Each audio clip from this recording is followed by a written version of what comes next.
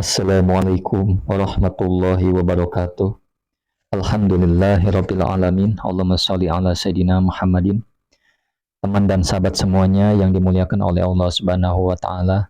Kita melanjutkan kajian kita di dalam kitab Fathul Mu'in, masih di dalam pembahasan rukun-rukun khutbah Jumat ya.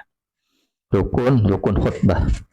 Bismillahirrahmanirrahim. Qala al-musannifu rahimallahu ta'ala nafa'anallahu bihi wa bi'ulumihi fi darini amin.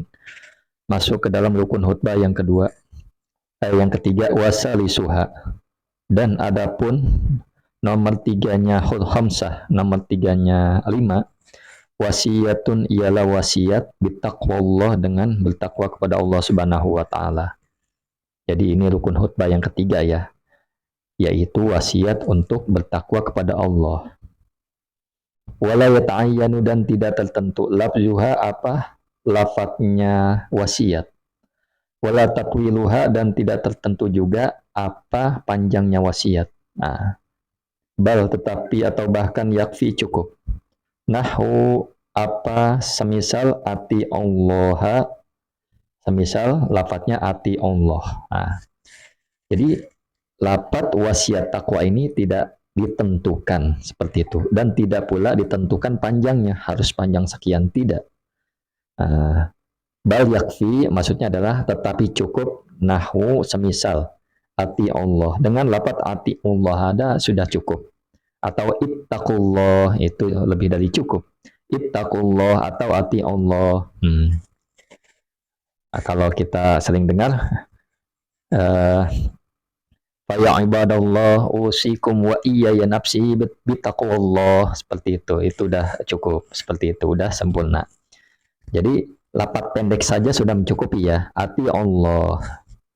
Kemudian mimma dari sesuatu, fihi ialah di dalamnya mak, hasun adapun anjuran, ala taatillah atas taat kepada Allah, au jazrun atau pencegahan. Nah, anjuran pencegahan an maksiatihi, dari maksiat kepada Allah. Jadi boleh anjuran atau pencegahan atas, maksudnya pencegahan dari maksiat kepada Allah Subhanahu wa taala. Li'annaha, karena sesungguhnya wasiat, al-maqsudu ialah maksud minal khutbah, daripada khutbah. Jadi wasiat itu memang sesuatu yang dimaksud minal khutbah, dari khutbah. Artinya gini, tujuan wasiat adalah tujuan wasiat adalah yang dimaksud di dalam khutbah tersebut, maksudnya seperti itu. Jadi ya sebenarnya wasiat itu maksud daripada khutbah, seperti itu ya. Gampangnya seperti itu. Fala yakfi, maka tidak cukup mujarrodut tahdziri, apa hanya menakut-nakuti, min gururi dunia, dari tipuan dunia, wa dzikril maut, dan dari mengingat mati, wama, dan perkara fihi yang di dalamnya ma, minal fazo'ah, daripada kengerian, wal alam, nah, dan menyakitkan, seperti itu. Maka tidak cukup ya, seseorang ini hanya yang si khatib ini hanya menakut-nakuti dari tipuan dunia, atau tidak cukup juga dari halnya menakut-nakuti dari mengingat mati. Jadi tidak cukup dari menakut-nakuti dari tipuan dunia dan mengingat mati. Nah, dan terhadap perkara yang memang di dalamnya ada kengerian dan menyakitkan, itu tidak cukup. Nah, jadi yang harus adalah wasiat takwa ya, ati Allah, ittaqullah, seperti itu. Nah, dan lain-lain ya. Kemudian qala telah berkata Ibnu Rif'ati, siapa Imam Ibnu Rif'ah, yakfi cukup, piha di dalam wasiat ma, apa sesuatu, ishtamalat yang mengandung apa ma, alal amri atas perintah, bil isti'dadi dengan bersiap-siap, lil mauti untuk kematian, untuk mati.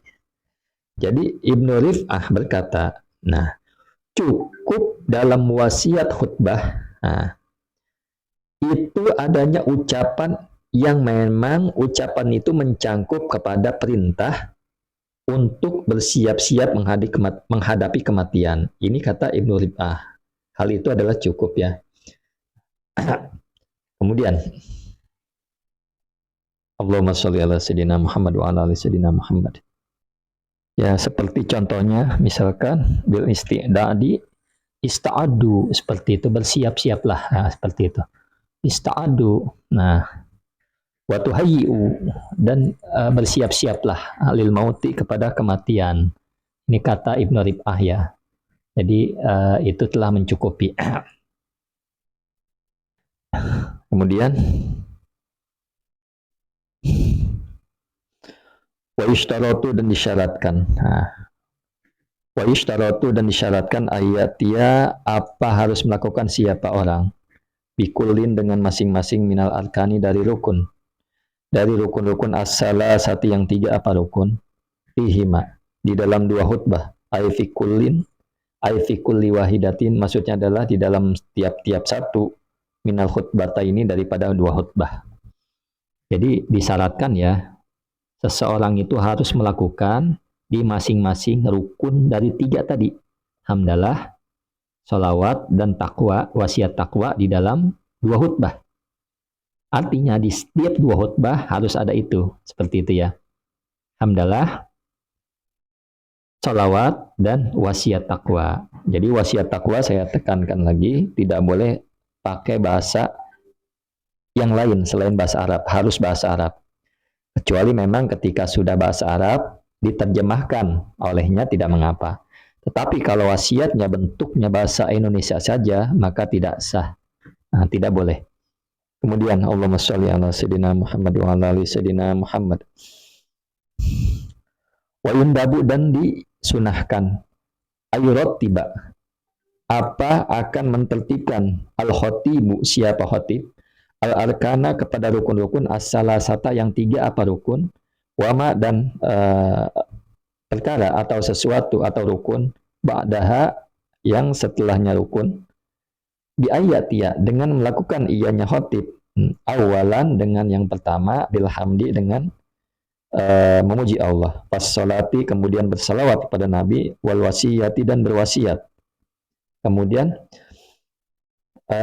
fabil kiroah, kemudian dengan membaca Quran, fabil doa, dan dengan berdoa. Jadi disunahkan ya, seseorang khotib ini mentertibkan rukun-rukun yang 3. Hamdalah, salawat, dan wasiat takwa. Kemudian setelahnya, setelah rukun 3 itu, artinya membaca Quran dan berdoa di khutbah yang kedua. Seperti itu, mudah-mudahan dapat dipahami. Kemudian warabi'an, dan yang keempat, qiraatu ayatin, ialah membaca ayat, mufhimatin, yang dapat memberi pemahaman. Apa ayat? Fi ihdahuma, di dalam salah satu 2 khutbah, wa fil ula, dan ialah di dalam khutbah yang pertama, aula, adapun lebih utama. Jadi yang keempat ini adalah membaca ayat yang memang memberi pemahaman, ayat-ayat ya, ayat tentang, biasanya ayat-ayat apa saja yang dapat memberi pemahaman. Kalau temanya tentang kurban, mungkin di situ cerita tentang kurban, pelajaran tentang kurban, diletakkan ayatnya. Atau tentang kematian, maka ada ayat kematian. Ayat musibah, tentang musibah, ayatnya ayat musibah, seperti itu. Di salah satu 2 khutbah, tetapi yang lebih utama adalah di khutbah yang pertama. Watusannu, dan disunahkan, ba'da farogiha, setelah selesainya khutbah, disunahkan apa? Qiraatu qaf, membaca surat qaf. Jadi ya, sunnah selanjutnya adalah setelah khutbah, artinya di dalam sholat ya, ini Nabi selalu membaca, kebiasaannya di dalam sholat Jumat membaca surat qaf. Maka disunahkan setelah khutbah, selesai khutbah, qiraatu qaf, membaca surat qaf, au ba'diha, atau sebagiannya surat qaf, fi kulli jum'atin, di dalam setiap Jumat, littiba'i, karena mengikuti Nabi Shallallahu Alaihi Wasallam. Nah, ini dia. Jadi apa namanya rukun-rukun khutbah. Nah, yang ketiga dan yang keempat. Mudah-mudahan kita lanjut nanti yang kelima. Syukran ala ihtimamikum. Assalamualaikum warahmatullahi wabarakatuh.